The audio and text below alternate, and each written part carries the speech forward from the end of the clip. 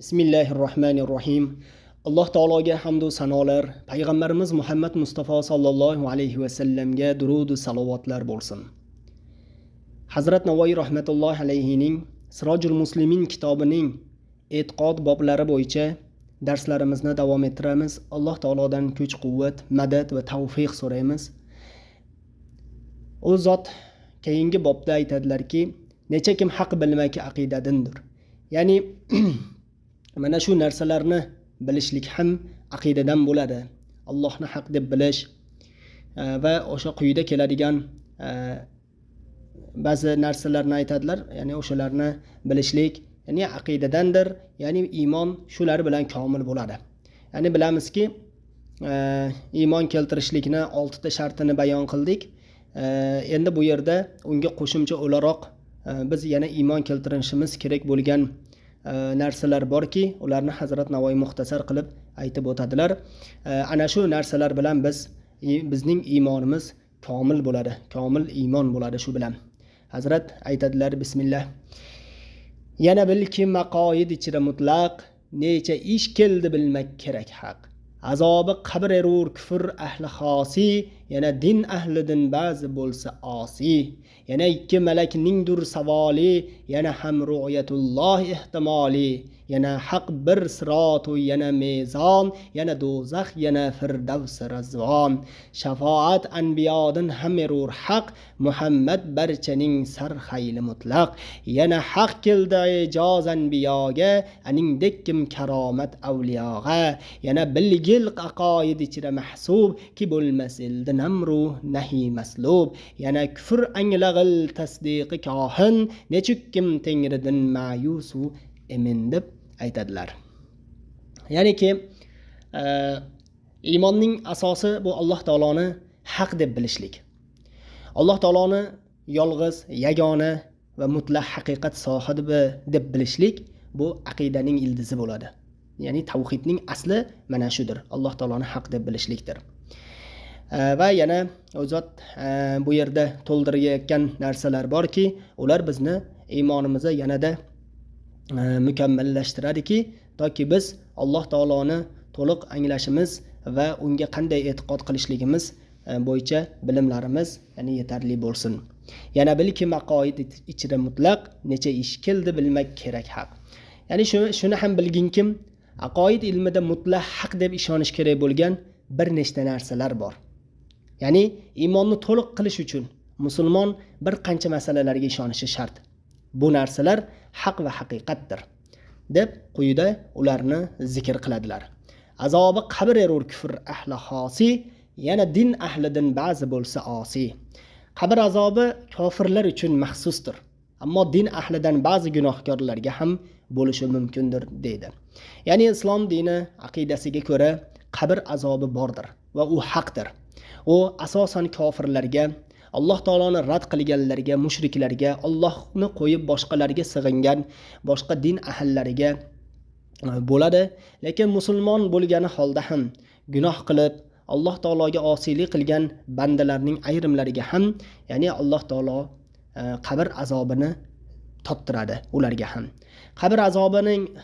Qabr azobi borligi bu Qur'oni Karimdan dalil o'laroq aytiladiki, ya'ni Firavun haqida aytilgan oyat mazmunida, ya'ni biz uni qiyomatgacha u olov ichida bo'ladi degan ma'noda oyat keladiki, bu o'sha qabr azobini haq ekanligiga dalolat va hadis shariflardan mashhuri o'sha payg'ambarimiz sollallohu alayhi vasallam ikki qabrni oldidan o'tib ketayotganlarida to'xtab turadilar. To'xtab turib bu ikki qabr bu dunyo hayoti, dunyodalik vaqtlarida arzimas deb hisoblagan narsalari ustida hozir azob chekib yotishibdi. Yani biri siydikdan, babildan ehtiyot bo'lmas edi, yana biri chaqimchilik qilardi deb aytganlar. Ya'ni keyin o'zot o'sha bir daraxt shoxlarini sindirib qabrlarga sanchib qo'yadilarki, to o'sha quriguncha ular qabrdagi azoblari yengillab tursin degan ma'noda shunday qilganlar aytiladi. Albatta bu Rasululloh sollallohu alayhi vasallam o'zlariga xos bo'lgan odat hisoblangan, u zotga berilgan bir ilohiy lutfdan bo'lgan, ya'ni o'sha qabrni o'sha daraxtni shoxini sindirib turib qurigunchalik vaqtdagi azob yengillab turishligi, lekin uni boshqa ummatlarni qilishligi to'g'ri bo'lmaydi. U faqat payg'ambarimiz sollallohu alayhi vasallamgagina xos bo'lgan amal hisoblangan. Mana shundan ham ya'ni Rasululloh sollallohu alayhi vasallam ikki qabr egasini qabrda azob chekayotganligini aytadi. Demak, o'rtada o'sha bizni hozir yashayotgan dunyoyimiz bilan o'sha oxirat diyorini orasidagi bu joy o'sha barzax deyiladi. Barzax hayoti, ya'ni oraliqdagi joy demak bordir. Bu qabr azobini bor bo'lishligi o'sha kufr ahllariga yoki din ahllaridan ham osiylariga qabr azobi haqdir deb Hazrat Navoiy aytayaptilar. Yana ikki malakningdir savoli, yana ham ru'yatulloh ehtimoli. Ya'ni qabrda yana ikkita farishtaning so'rog'i ham haqdir deydilar. Ya'ni inson vafot etishi bilan u qabrga qo'yilar ekan, Rasululloh sollallohu alayhi vasallam aytadilarki, agar u qabrga qo'yishlikni tezlatinglar, mayyitni qabrga qo'yishligini tezlatinglar. Agar u solih bo'ladigan bo'lsa, uni xursandchilik kutyapti, uni tezroq xursandchilikka yetkazinglar. Agar u osiy bo'ladigan bo'lsa, uni qabrda azob kutyapti va uni oralaringizda saqlab turmanglar u qadar degan ma'noda hadislari keladiki, ya'ni qabrga qo'yishlikni, mayyitni qabrga qo'yishlikni tezlatishlik haqida hadislar keladi. Va mana shu qabrga qo'yilgandan keyin albatta ikki farishta, ya'ni biz bilamiz bular munkar va nakir farishtalar. Mana shu ikki farishta qabrga keladi, ya'ni inson qo'yilishligi bilanoq, va ba'zi rivoyatlarga ko'ra oxirgi odam o'sha qabrdan 7 qadam yurgandan keyin deb kelinadi. Munkar nakir kirib kelishadi-da va ular insonning qilgan amallariga qarab munosabat ko'rsatishadi. So'roq savol o'sha yerdan boshlanadi va o'sha mashhur va to'g'ri qavlga ko'ra o'sha ularning 3 ta savoli bor deyiladi. Ya'ni Robbing kim? Dining nima? Payg'ambaring kim? deb so'rashligi aytiladi. Ya'ni mana shu ikki farishtaning savollariga javob berishlik insonni bu hayoti dunyoda qilib o'tgan amallariga bog'liqdir. Ya'ni ularga osonlik, yengillik bilan javob berishi yoki o'sha joyda tili tutilib bu savollarga javob bera olmasligi mumkin bo'ladi. Zero qabrda va o'lim vaqtida albatta tillar qalbga bo'yinsunadi. Dunyodalik vaqtimizda qalbimizdagi narsani yashirib, tilimizda har narsani aytishligimiz, ichimizdagi narsalarni tilimizga chiqarmasdan o'zimizni oqlashimiz mumkin bo'ladi. Tilimiz bilan aldashimiz mumkin bo'ladi, boshqa bo'ladi, lekin dilimiz boshqa narsada bo'lishi mumkin. Shuning uchun o'lim vaqtida va qabr ichida o'sha aynan biz ichimizdagi narsa bilan qolamiz va o'sha tilimiz esa o'sha ichimizdagi narsaga ko'ra bo'ladi. Shuning uchun ham munkar nakirni bu savollarini butun 1000 martalab Robbing kim desa Alloh deyman, dining nima desa dinim islom deyman, payg'ambaring kim desa Muhammad sallallohu alayhi vasallam deyman deb yurgan bilan, lekin hayoti dunyoda Alloh taologa o'sha Robbing kim deganda Alloh taoloni haqiqatan uni Robb deb bilib, Parvardigor ekanligini bilib, biz uni quli ekanligimizni bilib, qulligini bajarmasdan yurishimiz, dining nima desa islom deb turib, lekin islomga amal qilmasdan yashashimiz, yoki payg'ambaring kim desa Muhammad sallallohu alayhi vasallam deb turib, payg'ambarimiz Muhammad sallallohu alayhi vasallam na siyratlarini, na hayot yo'llarini, na sunnatlarini, na hadislarini o'rganmasdan, u zotga ergashmagan holda umr kechirar ekanmiz.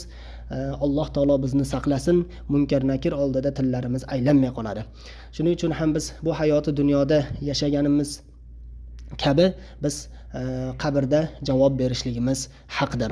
Ya'ni biz haqiqatan Alloh taoloning quli bo'lib yashasak va haqiqatan din islomda yashasak va haqiqatan payg'ambarimiz sallallohu alayhi vasallamga ergashib, u zotning sunnatlarini mahkam tutib yashaydigan bo'lsak, inshaalloh qabrdagi savol-javoblarimiz oson bo'ladi. Va yana ham ru'yatulloh ehtimoli, ya'ni Alloh taoloni ko'rish imkoni ham bor deb Hazrat Navoiy aytadilar.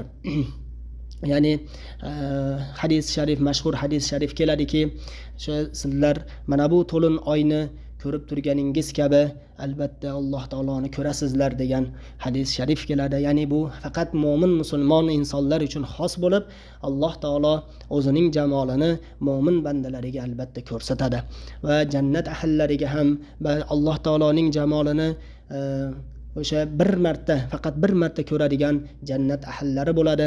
Har yilda bir marta ko'radigan jannat ahllari bo'ladi. Har oyda bir marta ko'radigan jannat ahllari bo'ladi. Har haftada bir marta ko'radigan jannat ahllari bo'ladi. Allohning jamolini har kuni ko'radigan jannat ahllari bo'ladi. Har kuni bir martadan ko'radigan va har kuni har doim ko'rib turadigan jannat ahllari ham bo'lishligi aytilgan. Shuning uchun biz Alloh taoloning jamolini ko'rishligimizga qanchalar loyiq bo'lsak, bu dunyodagi qilgan amallarimiz, Alloh taologa bo'lgan taqvo, e'tiqodlarimizni mustahkamligi, u zotni buyurgan buyruqlarini bajarishimiz, qaytargan narsalardan qaytib, ibodatlarimizni ko'paytirib, zikrlarimizni ko'paytirish bilan, Alloh taoloni faqat roziligini istashlik bilan Alloh taoloning jamoliga muyassar bandalari qatorida bo'lishga umid qilamiz, bo'lishlikdan umid qilamiz. Yana haq bir sirot, yana mezon, yana do'zax, yana firdavs rizvon. Va haq bo'lgan sirot ko'prigi va tarozi bor. Shuningdek do'zax ham, firdavs jannati ham haqdir deydilar. Ya'ni sirot ko'prigi bu jahannam ustidagi ko'prik hisoblanadi va buni o'sha rivoyatlarda kelishi bir soch tolasi desak, bir qil desak, shuni 40 ga bo'ladigan bo'lsak, shu qay darajadagi o'sha ingichkaligi qay darajada, uning nozikligi qay darajada bo'ladigan bo'lsa, ana shuning ustidan mo'min bandalarni o'tishligi haqdir. Ya'ni ular ana shu jahannam ustiga tortilgan sirot ko'prigidan mo'minlar jannat tomonga qarab o'tadilar. Va undan ba'zilarning oyoqlari toyilib jahannamda qolib ketadilar, ba'zilar esa undan o'tadilar. Rivoyatlarda keladiki, ba'zilar bir chaqmoq chaliganday tezlikda o'tib ketishadi, ba'zilar shamol tezligida o'tib ketishadi va ba'zilar esa yugurayotgan holda, ba'zilar yurayotgan holda, ba'zilar emaklagan holda o'tib ketishadi, ba'zilar yiqilib, qoqilib o'tishadi. Ya'ni insonning bu dunyoda Alloh taoloning sirotol mustaqim bo'lgan yo'lida mahkam yurgan kishilarni Alloh taolo sirot ko'prigida ham qadamlarini mahkam qilib, sobit qadam qilib qo'yadi Alloh taolo. Barchasi u yerda Alloh taoloning fazli bilan, marhamati bilan bo'ladi. Biz esa gumonlarimizni Allohga chiroyli qilgan holda amallarimizda bardavom bo'lsak, o'sha kunning qiyinchiligi, o'sha kunning mashaqqatlaridan, o'sha kunning omonligidan Alloh taolodan ofiyat so'rab yuradigan bo'lsak, inshaalloh Alloh u kunda biz mo'min bandalarni noumid qo'ymaydi. Alloh taolo albatta yordam beradi.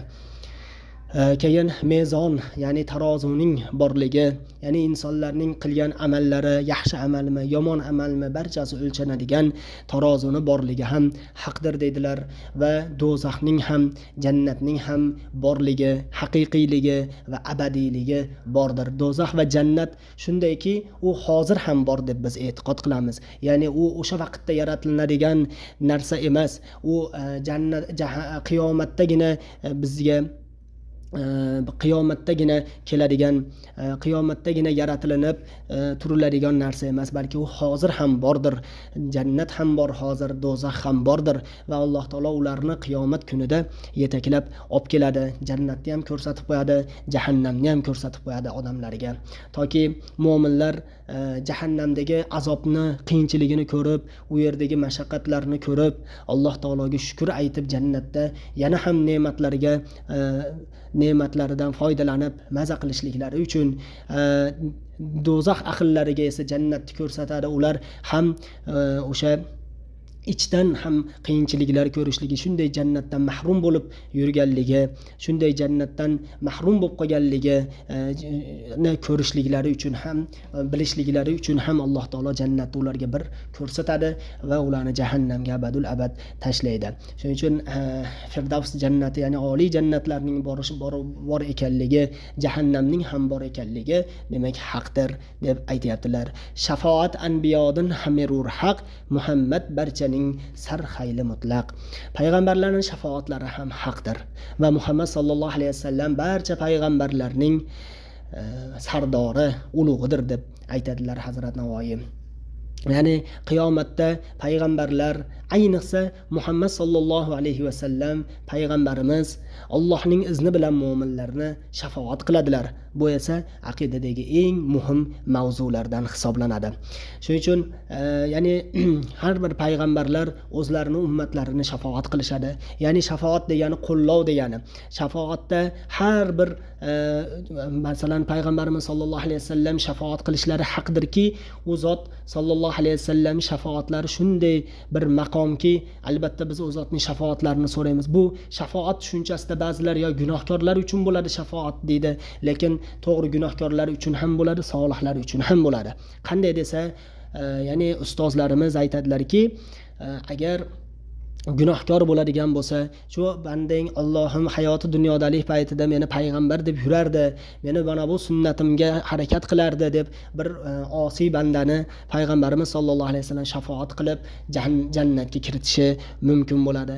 Lekin shu qatorda solih insonlar, aytaylik, ko'p amallar qilib jannatga kiradigan ummatlariga Rasululloh sollallohu alayhi vasallam qanday shafoat qiladilar desa, o'zi u jannati bo'lsa, yana Rasululloh sollallohu alayhi vasallam qanday qilib shafoat qiladilar, u jannati bo'ladigan bo'lsa axir degan savol bo'lishligi mumkin.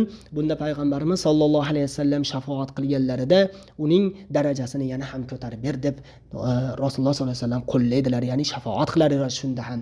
Ya'ni bir bandaga mana bu narsalar senga, mana bu jannatning o'rinlari senga, mana bu roziliklar, mana bu fazl va marhamatlar sengadir deb aytilgandan keyin Rasululloh sollallohu alayhi vasallam ey Robbim yana ham ziyoda qilib ber deb shafoat qilariga qarang.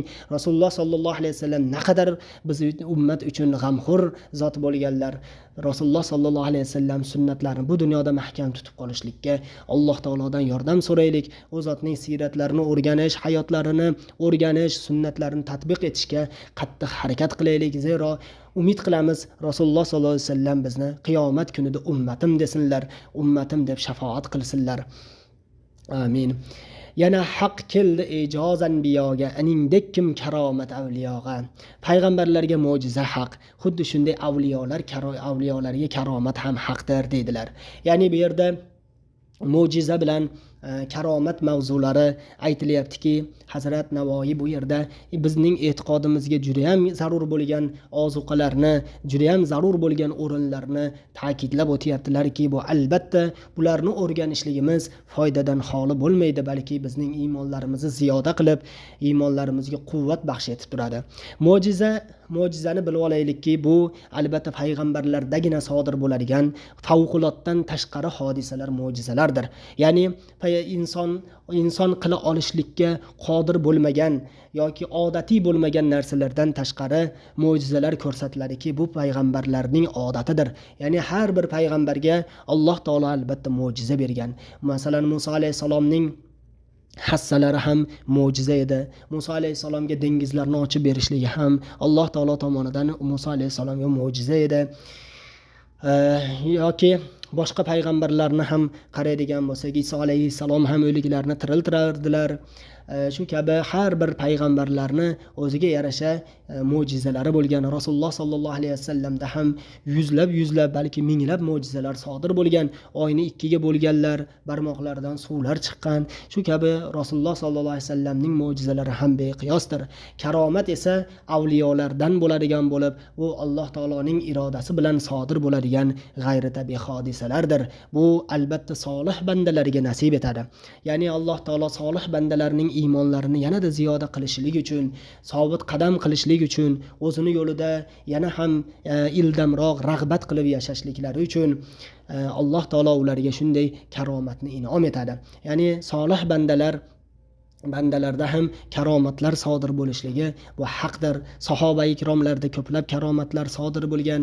U zotdan keyin yashagan tobeinlar, taba tobeinlarda va u zotlardan keyingi yashagan ko'plab solih bandalarda hali hanuzgacha, hozirgacha albatta karomatlar sodir bo'lib turgan va turadi. Chunki bu Alloh taoloning qo'llovi, madadi bo'lib, uni solih do'stlariga, o'zining vali do'stlariga nasib etadi. Demak, biz o'sha payg'ambarlarning mo'jizalariga ham ishonmog'imiz va avliyolarning karomatiga ham ishonmog'imiz demak ahli sunna val jamoa e'tiqodiga ko'ra ya'ni vojibdir, haqdir. Mana shu narsalarga iymon keltirishligimiz kerak bo'lar ekan. Yana bilgil aqoid ichra mahsub ki bo'lmasildi namrun nahi maslub.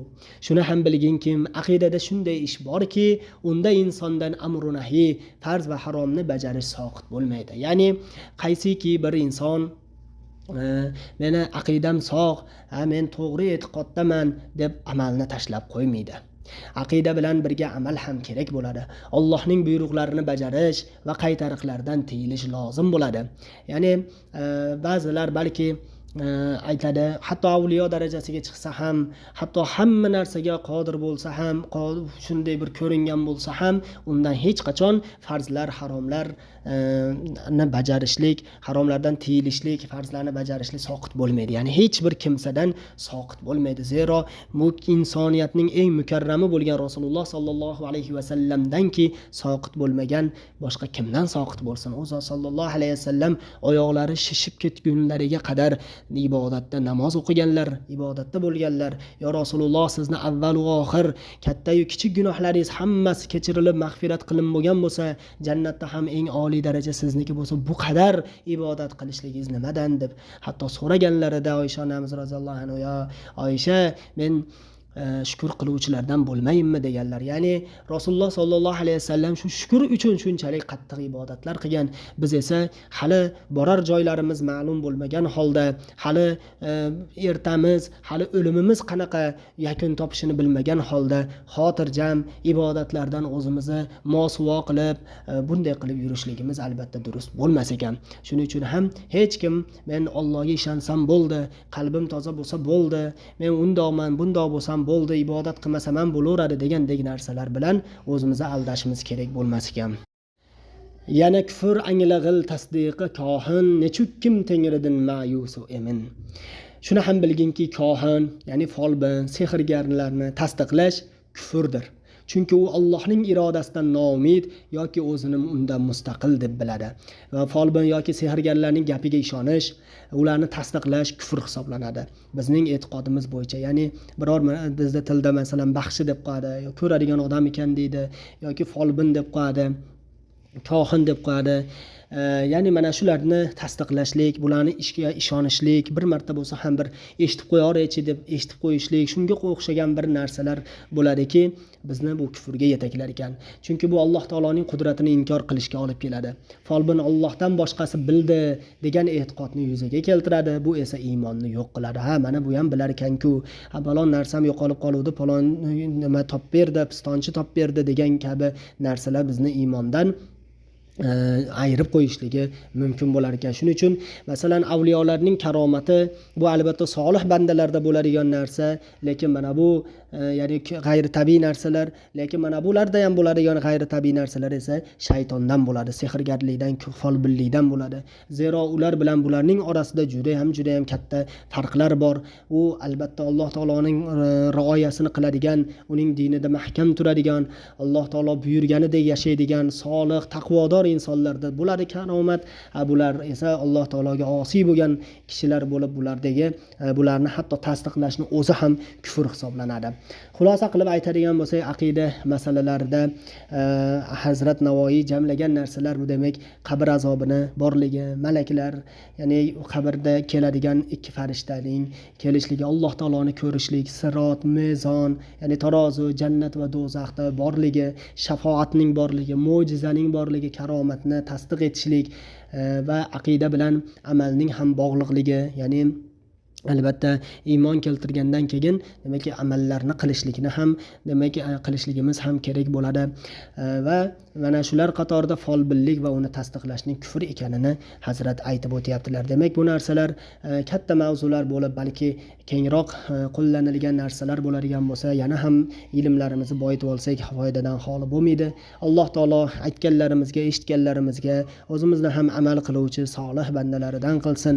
Alloh taolo darslarimizni foydali, manfaatli, oxiratimiz uchun hujjat bo'ladigan darsliklardan qilsin, bardavom qilsin. Alloh taolodan tavfiq, madad. Siz azizlardan duoyi xayr so'raymiz. Assalomu alaykum va rahmatullohi va barakatuh.